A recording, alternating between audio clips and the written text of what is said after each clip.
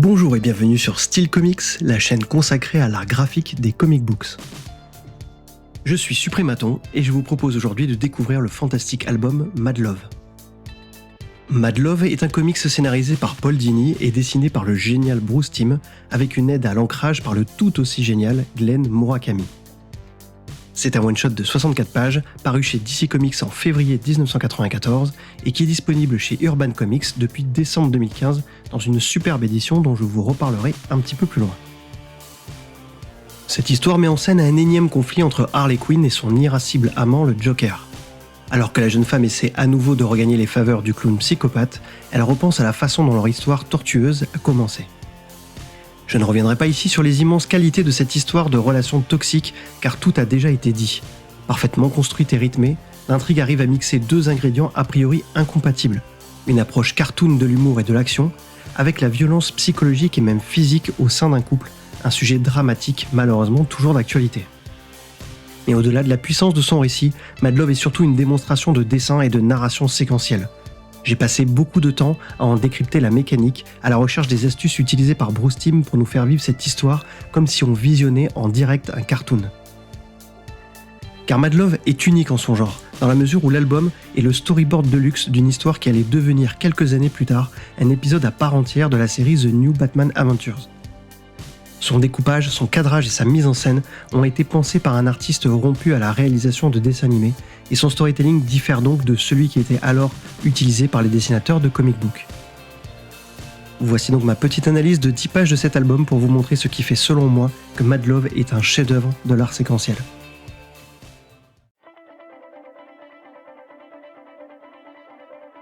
Dès la scène d'introduction dont ces 2 pages sont tirées, on peut d'ores et déjà observer quelques-unes des techniques utilisées par Bruce Timm. La première consiste à nous montrer systématiquement dans une case quelque chose ou quelqu'un en mouvement. On peut voir le Joker se retourner, Jim Gordon sursauter ou essayer de se débattre, Harley Quinn le bâillonner ou encore la mèche de la perceuse tourner. La seconde technique utilisée par Bruce Timm vient en complément de cette première. Il s'agit de travailler les expressions des personnages afin que leur visage reflète à chaque fois une émotion, un état d'esprit. On observe ainsi que les visages sont rarement neutres et que l'auteur peut aussi bien passer d'expressions très exagérées à des expressions beaucoup plus subtiles, comme c'est le cas dans l'avant-dernière case de la deuxième page. Ce souci de l'expressivité des personnages va être un des grands atouts de Mad Love, puisqu'il va nous permettre de comprendre tout au long du récit les phases émotionnelles par lesquelles les différents personnages vont passer. La troisième technique utilisée par Bruce Timm est directement héritée de son travail sur les storyboards des séries animées. Il s'agit de décomposer une action en plusieurs vignettes successives qui vont en définir la temporalité et aussi la vitesse d'exécution. C'est le cas ici en bas de la première page où Jim Gordon est neutralisé et attaché à sa chaise. Il est à noter que pour faciliter ce type de découpage, Bruce Timm utilise en règle générale une structure à 9 cases comme base pour chacune de ses pages, mais va savoir l'adapter en fonction des séquences et du rythme qu'il veut donner à chaque scène. La quatrième technique, enfin, utilisée ici, est celle consistant à créer une rupture de ton entre 2 cases. Le décalage ainsi créé peut être humoristique ou au contraire de nature à augmenter la tension. C'est le cas par exemple en bas de la deuxième page où Harley et le Joker font mine de réfléchir calmement avant d'opter de façon hystérique pour une solution pour le moins radicale.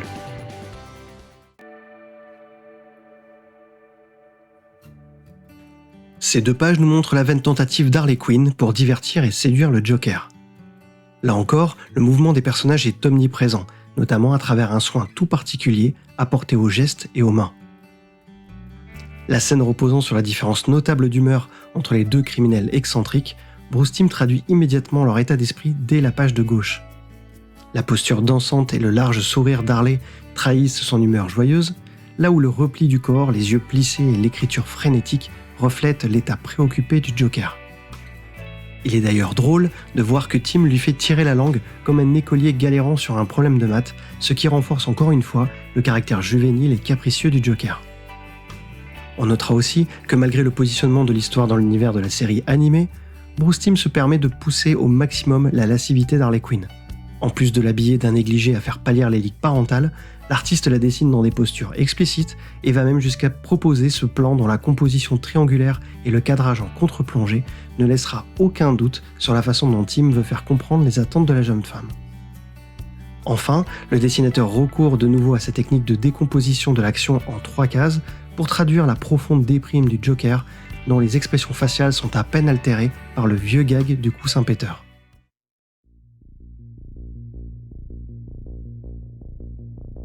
Ces 2 pages sont fascinantes car elles sont intégralement muettes et reposent uniquement sur le storytelling visuel de Bruce Timm. Elles font partie d'un long flashback dans lequel on découvre comment Harley Quinzel a basculé pour devenir la criminelle Harley Quinn. La première chose qui m'a frappé est la traduction graphique des émotions que traverse la jeune psychiatre et la révélation du traumatisme et du changement qu'elle traverse. Timm réussit particulièrement à montrer la profonde haine qui naît en elle pour Batman au moment où elle le juge responsable de la tristesse qu'elle ressent pour un Monsieur J salement amoché. La surprise du justicier vient d'ailleurs habilement renforcer l'intensité de cette colère inattendue. La scène montrant ensuite le Joker arraché des bras d'Harley est aussi parfaite en juste 2 cases. La première joue sur la transversalité pour marquer l'éloignement du criminel et la seconde suggère un effet de travelling arrière en vue subjective marquant l'isolement brutal des 2 amants maudits. On notera enfin l'utilisation de 2 jeux de miroir entre des cases. Tout d'abord, la fuite et le retour d'Harley en voiture vers l'asile d'Arkham vient souligner la rapidité d'exécution du plan de la jeune femme puisque les 2 images sont très proches, à peine séparées par 3 cases. Timm utilise aussi un effet purement cartoon pour traduire la vitesse avec cette voiture décollant littéralement au-dessus de la route à l'aller comme au retour. Enfin, l'artiste utilise à nouveau des cases qui se font écho pour évoquer le premier acte violent d'Harley Quinzel. S'il prend soin de ne pas montrer directement l'agression physique subie par le commerçant mécontent, l'expression faciale d'une Harley en transe et le résultat du défenestrage du vendeur ne laissent planer aucun doute sur la soudaineté et la brutalité de la réaction de la jeune femme.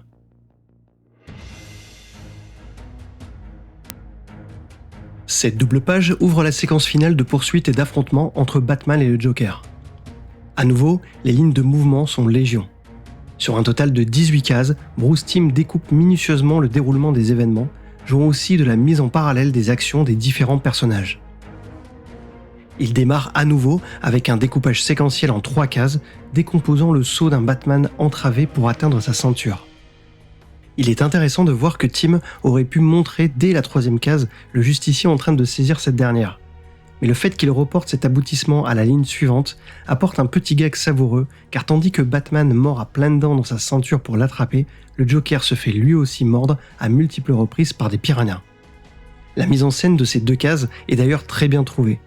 Timm semble vouloir mélanger un humour slapstick marqué par les postures exagérées du criminel avec une violence douloureuse pudiquement cachée par l'usage d'une simple silhouette noire. J'ai bien aimé aussi la nouvelle rupture de ton qui s'opère en haut de la page à droite. En mettant le visage du Joker dans l'ombre, Timm suggère sa dangerosité, puis dans sa 2e case, il fait cohabiter l'expression meurtrière du clown et la révélation du gag avant de faire une vraie pause comique dans la 3e case. Enfin, comme pour faire à nouveau un effet miroir avec le début de la page précédente, Bruce Timm décompose le dernier cadrage en 3 cases. Mais il laisse cette fois-ci planer l'idée que les 2 premières peuvent cohabiter dans le même instant car le Joker n'apparaît que dans la 2e case.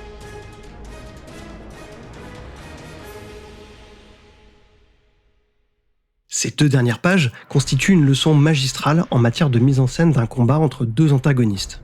La séquence se décompose en effet en 5 temps qui vont permettre de faire monter crescendo la tension et le suspense. Il y a tout d'abord le calme avant la tempête. Bruce Timm opte pour un plan large où l'on distingue à peine les personnages debout sur le train qui traverse Gotham. Il offre ainsi au lecteur un temps de pause en les éloignant provisoirement du conflit. Dans un 2e temps, il va mettre en scène l'étincelle qui met le feu aux poudres et provoquer le combat. Il lui suffit d'un simple sourire moqueur de Batman et d'une expression faciale du Joker traduisant la fission nucléaire de son ego pour annoncer la violence qui va se déchaîner ensuite. Le 3e temps est celui du lancement de l'affrontement direct.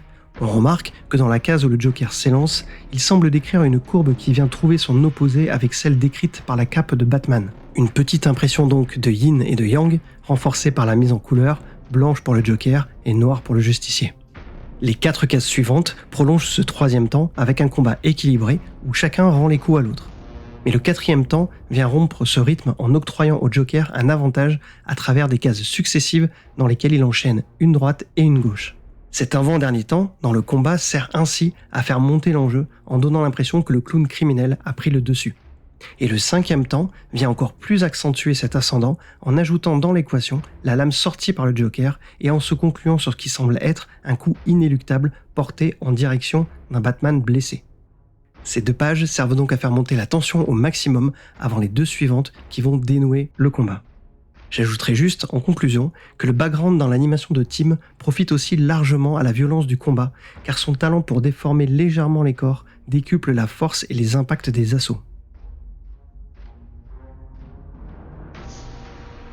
Je terminerai cette vidéo en disant 2 mots sur l'édition d'Urban Comics.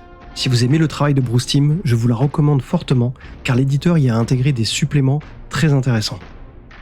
Vous trouverez tout d'abord les versions ancrées de toutes les pages de Mad Love.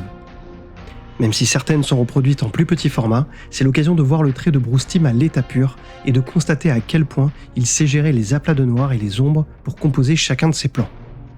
Cela vous permettra aussi de voir le petit changement de la posture initiale d'Harley sur la table. Quelqu'un avait dû trouver qu'elle était un petit peu trop suggestive, sans penser que la nouvelle l'était au final tout autant. Vous pourrez aussi découvrir le guide de couleurs réalisé par Bruce Timm à l'attention du coloriste.